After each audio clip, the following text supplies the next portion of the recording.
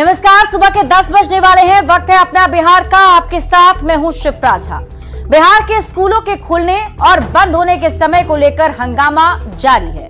सरकार की घोषणा है कि स्कूलों में शिक्षक सुबह 9:45 पर आएंगे और शाम 4:15 पर चले जाएंगे। वहीं शिक्षा विभाग ने आदेश जारी किया है कि कक्षाएं 10 से 4 तक चलेंगी, लेकिन शिक्षक सुबह 9 से 5 बजे तक रहेंगे। और इसको लेकर कुछ जिला शिक्षा पदाधिकारी की ओर से भी पत्र जारी किया गया है, जिसमें सुबह 8:30 बजे से 9 बजे तक स्कूल के निरीक्षण करने की बात कही गई है।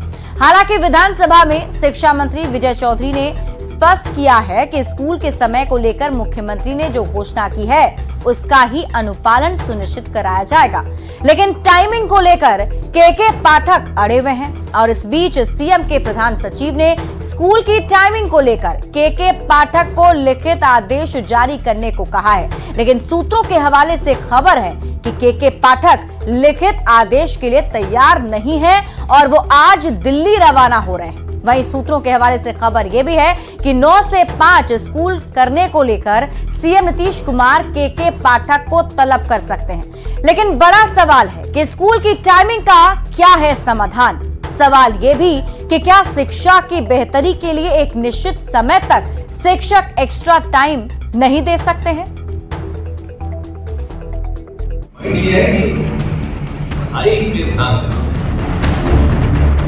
ये गलत से गलत आदेश पास हो रहा है। जो सबसे ईमानदार है उसके खिलाफ कार्रवाई करते हैं। बिहार में अपर मुख्य सचिव के पाठक शिक्षा व्यवस्था में सुधार को लेकर कई बड़े और कड़े फैसले ले रहे हैं।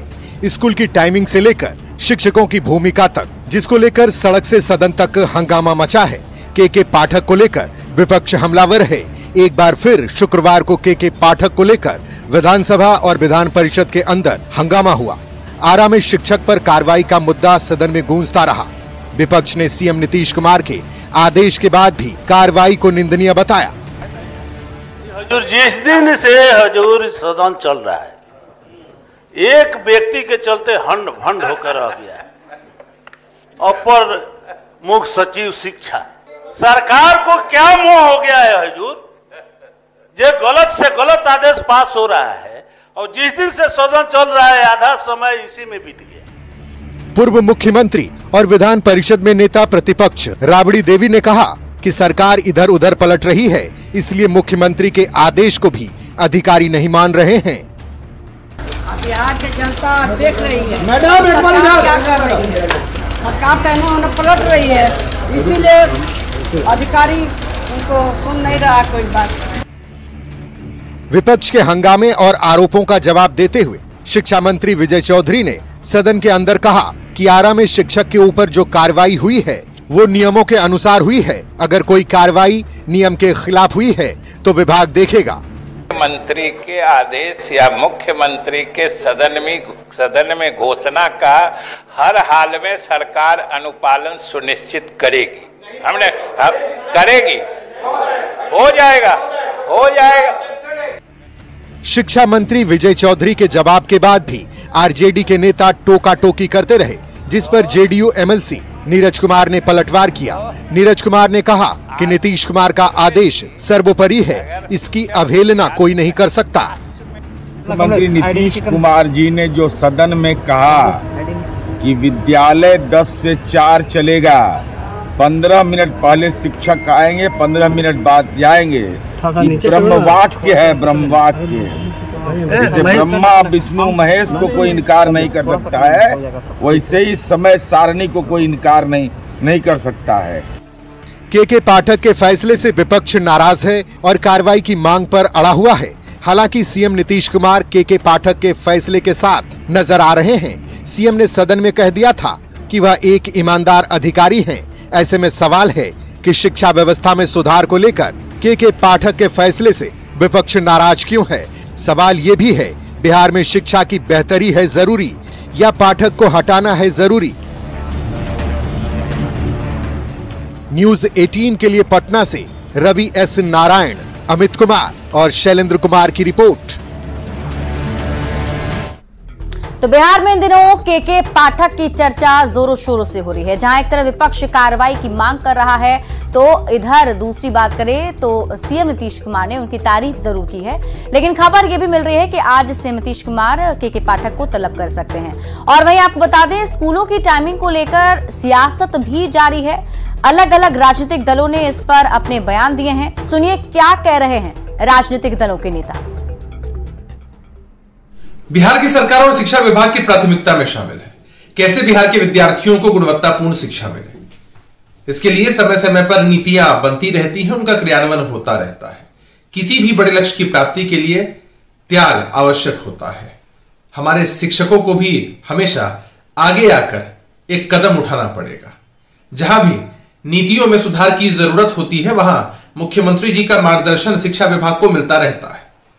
अभी टाइमिंग की ही बात को लेकर जो विवाद खड़ा हो रहा है, उस पर मुख्यमंत्री जी ने साफ निर्देश दिए हैं और मुख्यमंत्री जी का जो निर्देश है उसी का पालन हर विभाग करता है, शिक्षा विभाग भी करेगा।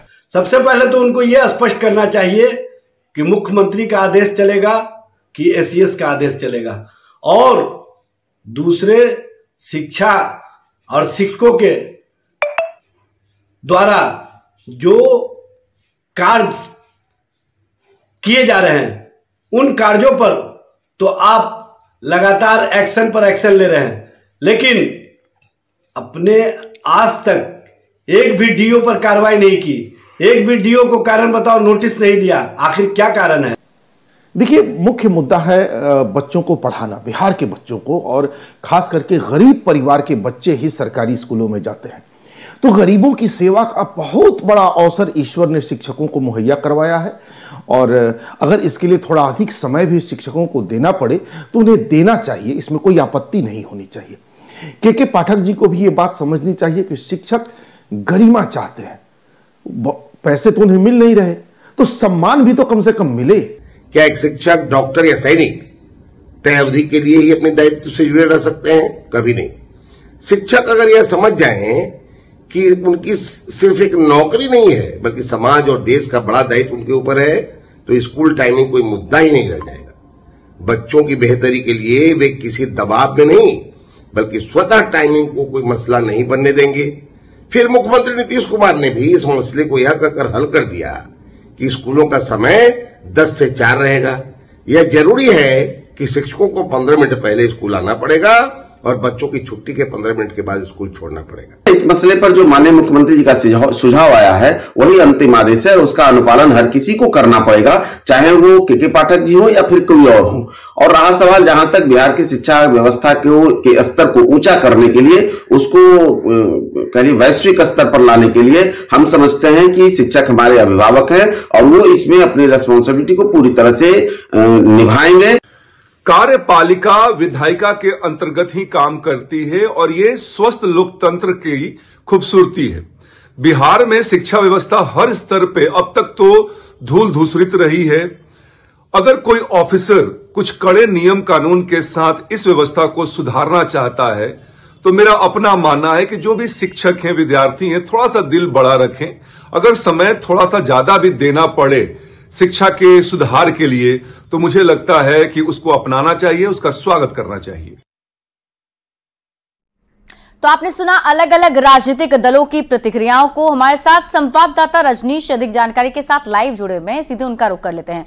रजनीश, हमने सभी प्रतिक्रियाओं को सुना। सरकार की तरफ से कहा जा रहा है कि 10 से 4 होगी टाइमिंग, लेकिन के पाठक जो हैं वो 9 से 5 की टाइमिंग पर अड़े हुए हैं। सवाल यह है कि अलग अलग दावे जरूर किए जा रहे हैं, ऐसे में बच्चे काफी कंफ्यूज हैं। उन्हें कितने बजे स्कूल पहुंचना है, शिक्षकों को कितने बजे स्कूल पहुंचना है, इसमें कंफ्यूजन चल रहा है। कब तक समाधान होगा? बिल्कुल शिप्रा, पूरे बिहार में कहें कि स्कूल के टीचर हों या बच्चे हैं, वो पूरी तरह से कंफ्यूज्ड हैं, क्योंकि पिछले 4 दिन से जिस प्रकार से सदन में हंगामा हो रहा है और सीएम नीतीश कुमार के साथ साथ शिक्षा मंत्री विजय कुमार चौधरी ने घोषणा कर दी कि 10 से 4 स्कूल का समय हो गया है, बावजूद किसी प्रकार का लिखित आदेश शिक्षा विभाग की तरफ से जारी नहीं हुआ है। इस बीच पिछले 4 दिनों में तो हुआ नहीं, अब आज शाम में के पाठक दिल्ली रवाना हो रहे हैं, यानी अगले 3 दिनों तक जो है फिलहाल कोई चांस भी नहीं दिख रहा है कि अब के पाठक जो है चिट्ठी जारी करेंगे, क्योंकि अब सोमवार के बाद ही वो पटना लौट सकते हैं। तो कुल मिलाकर ये कहे कि कटिहार बिल्कुल रजनीश, इसको भी जरा समझाइए कि खबर ये है कि सीएम नीतीश कुमार के पाठक को तलब कर सकते हैं, वो दिल्ली जाने वाले हैं, ये पूरा मामला क्या है? देखिए, आज शाम में के पाठक दिल्ली जा सकते हैं, ये खबर है हमारे पास। दूसरी बड़ी बात यह है कि 2 दिनों से लगातार सीएम नीतीश कुमार के प्रधान सचिव दीपक कुमार हो या शिक्षा मंत्री विजय कुमार चौधरी हैं, दोनों ने के पाठक को कई दफे फोन किया है, फोन से बातचीत भी हुई है और कहा है इन्हों कि आपने पत्र क्यों नहीं जारी किया है। के पाठक फिलहाल तैयार नहीं है और लिखित रूप से किसी प्रकार का वो आदेश जारी करना नहीं चाहते हैं। हालांकि कटिहार में कल अपने संबोधन के दौरान उन्होंने ये जरूर कहा है कि कुछ देर पहले आइए और कुछ देर बाद जाइए, क्या बिगड़ता है। यानी कहने के लिए वो कह रहे हैं, लेकिन लिखित रूप से जब तक आदेश नहीं जारी होगा तब तक जिला के जो जिला शिक्षा पदाधिकारी हैं वो भी अब कहीं ना कहीं कार्रवाई के मूड में है। भोजपुर की बात करेंगे, कैमूर की बात करेंगे, 5 मिनट लेट से जाने पर शिक्षकों पर कार्रवाई हो रही है, वेतन कटौती हो रही है। तो शिक्षक लगातार सवाल पूछ रहे हैं।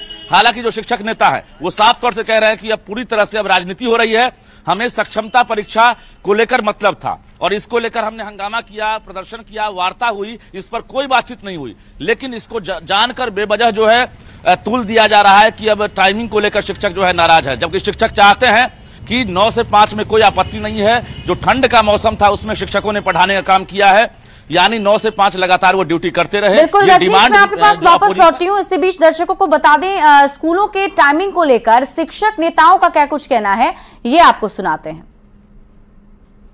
नियोजित शिक्षक प्रारंभिक से लेकर माध्यमिक से लेकर उच्चतर माध्यमिक तक में बच्चों को पढ़ा करके इतनी योग्यता उनमें डाल दिए हैं कि वो आज बीपीएससी की परीक्षा पास करके हमारे स्कूल में शिक्षक बन चुके हैं। यही नियोजित शिक्षकों की योग्यता का सबसे बड़ा मापदंड है। यहां पर जितने भी नियोजित शिक्षक हैं वो लगातार बच्चों को क्वालिटी एजुकेशन दे रहे हैं और उसका फलाफल भी समाज और सरकार के सामने आ रहा है लगातार। हम माननीय उप मुख्यमंत्री जी से आज वार्ता में यह बात रखने जा रहे हैं कि हमारी योग्यता पर सवाल नहीं उठाया जाए, क्योंकि हम पहले भी दक्षता परीक्षा पास कर चुके हैं, हम पहले भी पात्रता परीक्षा पास करके विद्यालय में कार्यरत हैं। इसलिए 60 साल की नौकरी में बार-बार परीक्षा लेने का कोई औचित्य नहीं है। बिहार के नियोजित शिक्षकों को सक्षमता परीक्षा के नाम पर नौकरी से हटा देने और शिक्षकों के शोषण करने की जो तैयारी की गई है उसको लेकर के बिहार के तमाम शिक्षकों में आक्रोश व्याप्त है।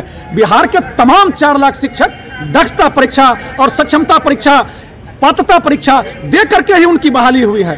जिस वर्ष में जिस शिक्षक की बहाली हुई और शिक्षक बनने के लिए जो मानक अर्हता तय किया गया था, उन तमाम अर्हताओं को फुलफिल करके कि बिहार के नियोजित शिक्षक आज नौकरी में हैं। सरकार कहती है कि सक्षमता परीक्षा में बैठने के लिए आपको 3 जिला का ऑप्शन देना होगा और अगर आप इस परीक्षा के फॉर्म को नहीं भरते हैं तो आपको नौकरी से हटा दिया जाएगा। तो नियोजित शिक्षकों की बहाली 60 वर्षों के लिए हुई है और परीक्षा में नहीं बैठने वाले या अनुत्तीर्ण कर जाने वाले शिक्षकों को नौकरी से हटा देने की बात सरासर अन्यायपूर्ण है। और रजनीश हमारे साथ बने हुए हैं। रजनीश, एक तरफ सक्षमता परीक्षा को लेकर के पहले से ही शिक्षकों में नाराजगी थी, अब स्कूल की टाइमिंग को लेकर के यहाँ दिक्कत आनी शुरू हो गई है। हालांकि उनका ये कहना है कि अगर टाइम बदलता भी है तो उन्हें उससे कोई फर्क नहीं पड़ने वाला है, लेकिन सवाल यही है कि इसका समाधान कब तक निकलेगा। आज क्या कुछ हो सकता है इसको लेकर, कोई अपडेट? देखिए, शाम तक जो है समय है, के पाठक पटना में है और शाम के बाद वो दिल्ली रवाना होने वाले हैं। इससे पहले यही कहा जा रहा है कि सीएम नीतीश कुमार कभी भी अपने आवास पर के पाठक को बुला सकते हैं, तलब कर सकते हैं, क्योंकि 2 दिनों से दीपक कुमार जो प्रधान सचिव है वो संपर्क कर रहे हैं। शिक्षा मंत्री ने कहा है, बावजूद के पाठक मानने को तैयार नहीं है। इससे पहले भी राजभवन से टकराव हुआ, बीपीएससी चेयरमैन से टकराव हुआ, उसके साथ साथ जो एमएलसी हैं उनसे टकराव हुआ। कुल मिलाकर ये कहें कि ईमानदार छवि के हैं, कड़क हैं, सब कुछ सही है, लेकिन सीएम बिहार के मुखिया होते हैं और जो कार्यपालिका है उसको एग्जीक्यूट करना पड़ता है। तो विधायिका और कार्यपालिका के बीच जो समन्वय है उसको लेकर भी जनता के बीच अब जो मैसेज है वो जगजाहिर हो चुका है कि सरकार कुछ कह रही है और के पाठक कुछ कर रहे हैं।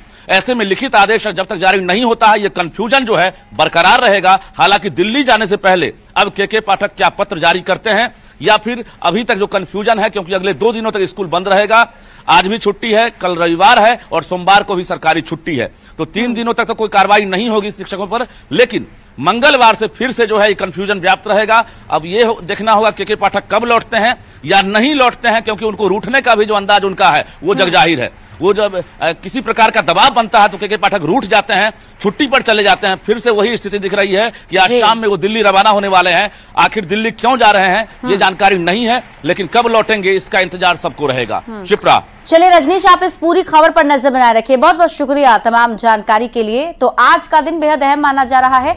हो सकता है कि आज मुख्यमंत्री के पाठक को अपने आवास पर तलब कर सकते हैं। देखना होगा क्या समाधान इसका निकलता है। बढ़ते हैं आगे और अगली खबर आपको बेगूसराय से बता दें, जहां सिमरिया गंगा धाम के लिए आज का दिन खास होने वाला है। आज सिमरिया गंगा धाम में सीएम नीतीश कुमार बड़ी सौगात देने वाले हैं। यहां नवनिर्मित सीढ़ी घाट, धर्मशाला, पार्क का उद्घाटन मुख्यमंत्री नीतीश कुमार के हाथों किया जाएगा और इसके लिए प्रशासन और स्थानीय लोगों ने पूरी तैयारी भी कर ली है।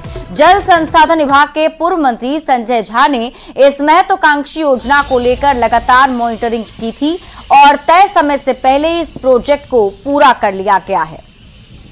तैयारी अभी निर्माणाधीन, कुछ कार्य जो है वो निर्माणाधीन है और जो हम लोग उद्घाटन के लिए जितनी तैयारी हो सकता है हम लोग सारी तैयारी कर लेंगे आज रात तक। सरकार की ओर से प्रतिनिधिष्ठा में क्या जानकारी मिली है, क्या में आ रहा है? तो बताए तो शिलान्यास उद्घाटन है इस सीढ़ी घाट का, कल्पावास जो बन रहा है ग्राउंड, और ये आपका धर्मशाला है। जामनगर में अनंत अंबानी और राधिका मर्चेंट की प्री वेडिंग सेरेमनी की तैयारियां तेज हो गई हैं। अंबानी परिवार के इस कार्यक्रम को लेकर जामनगर में भारी उत्साह है। रिलायंस इंडस्ट्री के मुकेश अंबानी के पुत्र की प्री वेडिंग में शामिल होने के लिए देश विदेश से दिग्गज आएंगे। प्री वेडिंग में शामिल होने के लिए 1 से 3 मार्च के दौरान सभी वीवीआईपी जामनगर जाएंगे। एयरपोर्ट पर सभी वीवीआईपी के आगमन के लिए विशेष तैयारियां भी कर ली गई हैं। जामनगर एयरपोर्ट से तैयारियों का जायजा दे रही हैं संवाददाता किंजल कारसरिया। भारत के जाने माने उद्योगपति और रिलायंस इंडस्ट्रीज के मुकेश अंबानी के सुपुत्र अनंत अंबानी और राधिका मर्चेंट की प्री वेडिंग सेरेमनी को लेकर जामनगर में तैयारियां हो चुकी है। जिस प्रकार से जामनगर का ये हवाई अड्डा एयरपोर्ट है, यहाँ कहीं सारी हस्ती आएगी। जिस प्रकार से आप ये दृश्य देख रहे हैं, जामनगर का ये एयरपोर्ट है। खास 1 से 3 मार्च तक यहाँ फ्लाइटें आने वाली है और ये फ्लाइट से कहीं सारे वीवीआईपी मूवमेंट होने वाली है।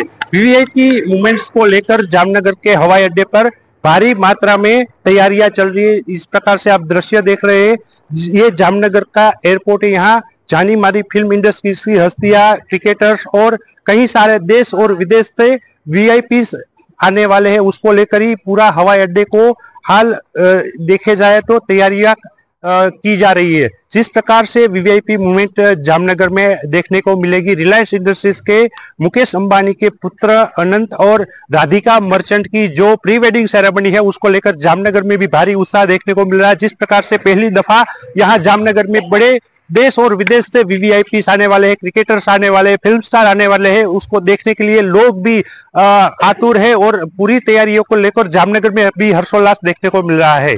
किंजल कारसरिया, न्यूज़ 18 जामनगर गुजरात। और फिलहाल इस बुलेटिन में अभी के लिए बस इतना ही। आप देखते रहिए न्यूज़ 18 बिहार झारखंड।